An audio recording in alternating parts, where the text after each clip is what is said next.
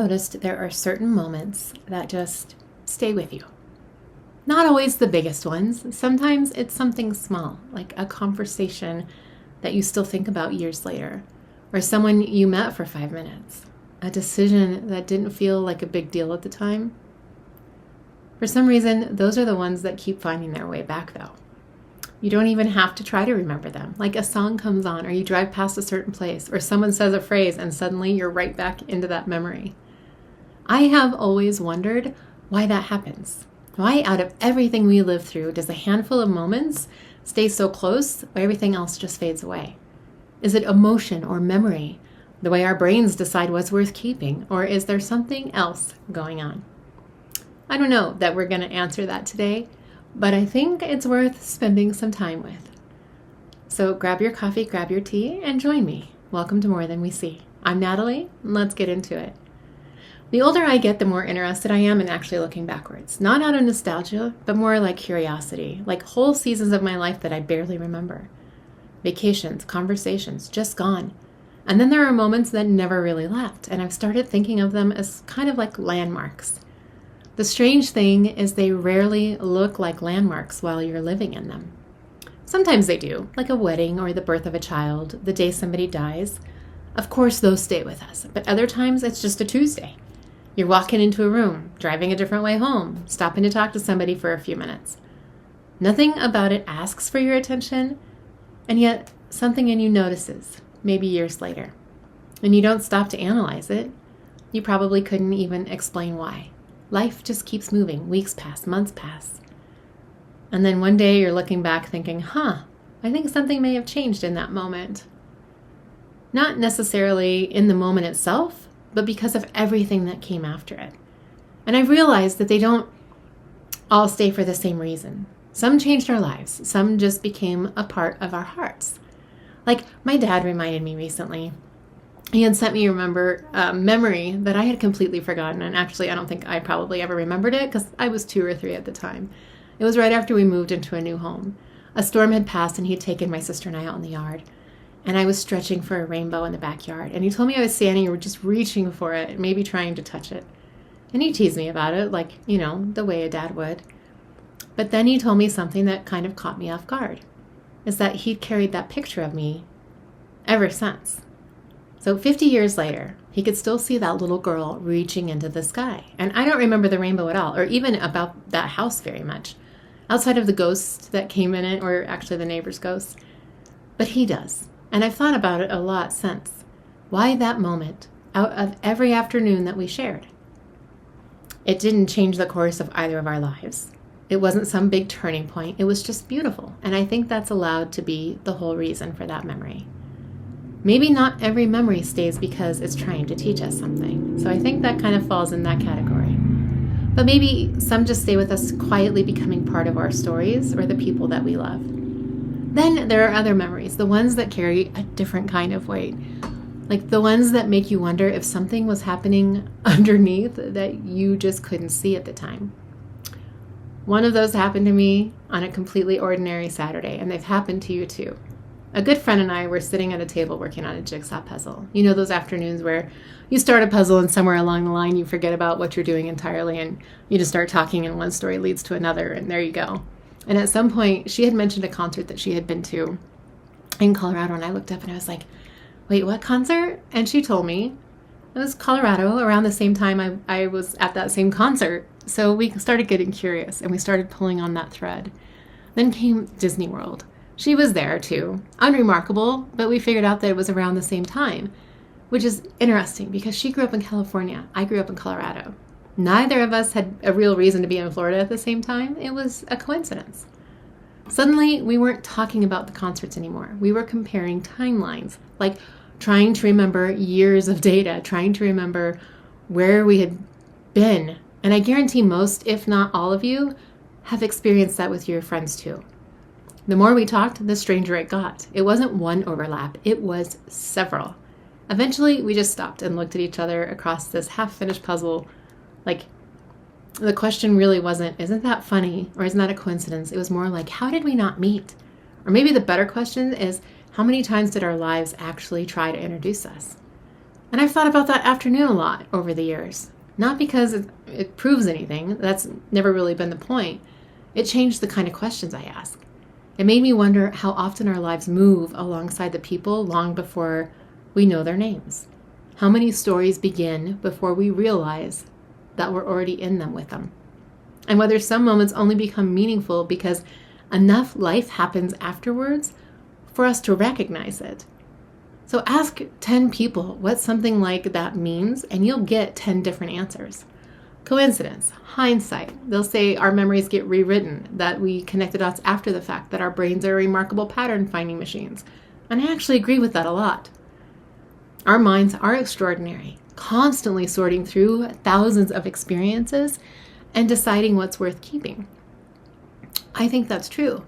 I just don't think that's the whole story. There have been too many moments in my own life that didn't fit neatly into that explanation. Not dramatic or lightning bolt type moments, just experiences that refused to disappear, that seemed ordinary while I was living them, only revealing their weight later. I've stopped trying to decide whether every one of those moments has a perfect explanation. That's not my point. Instead, I've become interested in what happens when we pay attention to them.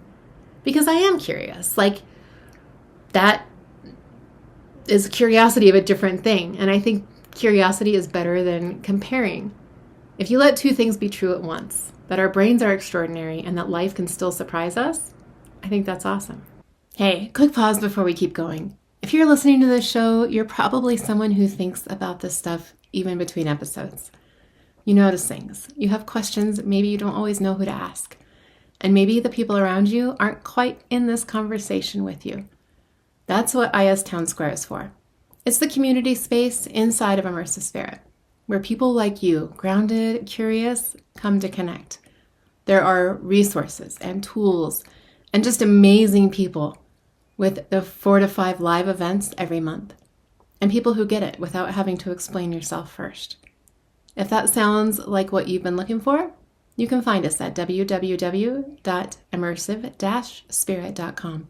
And the link is in the show notes too. All right, let's get back to it. For me, the word that fits here is best is destiny, though not destiny fits every script. I don't think we're actors reading predetermined lines or that our choices, we get to decide what shapes us, what doors open and others close. But I also think there are certain people and places and moments that carry a different kind of gravity, almost like life keeps gently drawing us towards them. Different traditions have different names for that, like soul contracts or fate or synchronicity.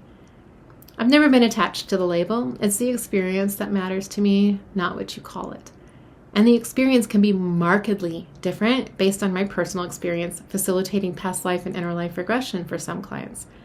They're often seeking answers about purpose and soul contracts, their gifts, abilities, past lives, all of that. And regardless of what people believe, I've noticed they describe remarkably similar moments. I knew there was something different, is what they'll say. I felt like I'd known them forever. I couldn't explain it then, but it makes sense now. Different beliefs, different language, a genuinely familiar experience underneath. And it's part of why I don't spend a lot of time worrying about missing what's meant for me. I think a lot of us carry that fear. What if I choose the wrong career, the wrong city, the wrong relationship? What if I miss the opportunity that was supposed to change everything in my life? I understand, and I get those questions a lot, and I've asked them myself. But when I think back to my friend, I don't think about all the times we almost met. I think about how many chances life seemed willing to give us. Colorado, Florida, cruising in cars in Kearney, Nebraska one summer, and probably half a dozen more that we'll never even know about. Neither of us was searching. Neither of us even knew the other existed, and our lives kept moving through the same spaces until eventually they didn't almost meet anymore. They did. That's shaped how I think, not because it proves destiny, but because it reminds me the things that are truly belonging in my life are going to be more patient than I give them credit for. Some opportunities do disappear. That's true. Some relationships end. Some roads close. Life is real. But I don't think the meaningful things in our lives are always hanging by a thread of one missed phone call or one wrong turn. Sometimes life circles back. Sometimes people find each other later than expected. Sometimes understanding arrives years after the experience itself. I actually kind of find that comforting. Not because it makes life predictable. I think that's quite the opposite. It lets me relax the grip a little, stop worrying so much about getting everything exactly right, and trust that paying attention matters more than trying to control every outcome. Maybe that's really what all of this has taught me. Not certainty, attention. There's a difference. One asks us to have all the answers, the other just asks us to stay awake to our own lives. Once I started looking in the memories that way, I noticed something else. Some keep returning because they still have something to show us. Others return because we've changed. The memories didn't become different. We did. Every few years, we revisit the same moment with new eyes, more experience, a little more compassion, sometimes a little more grief, sometimes more gratitude. And we notice something that couldn't have been seen before. It's almost like memories grow alongside of us. That might be why certain moments never really leave. Not because they're frozen in the past, but because they're still becoming part of us, part of our lessons. Maybe you're listening to this thinking, I don't know if I've ever had one of those moments. Or I think you probably have. It just might not look like mine. Maybe yours was something someone said to you years ago, like a sentence that quietly changed how you saw yourself. A teacher, a stranger, a grandparent. Someone who had no idea that their words would stay with you. Maybe it was a decision, like a job you almost didn't take, or a move you almost didn't make, a phone call you almost ignored. At the time, it felt like one ordinary choice among many, but looking back, you can see the before and after of it. Or maybe it's not just a memory that still makes you smile. Maybe it's the way your grandmother laughed, or the smell of your childhood home, a fishing trip with your dad, or a daughter reaching out for that rainbow. Not because it changed anything, just because it became a part of your heart. Those deserve attention too. Not every lasting memory is going to be asking us to solve a mystery. Some are just reminding us of who we love and who we were and who we're still becoming.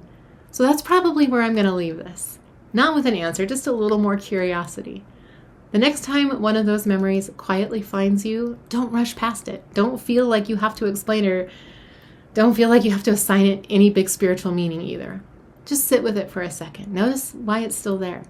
This week, pay attention to the moments that keep finding you, the conversations you still remember, the person who still comes to mind, the afternoon that never really left. And if someone shows up, ask yourself one simple question. Why this one? Not because every memory has an answer. That's not true. But every now and then, that memory can open a door. I'll see you next time on More Than We See.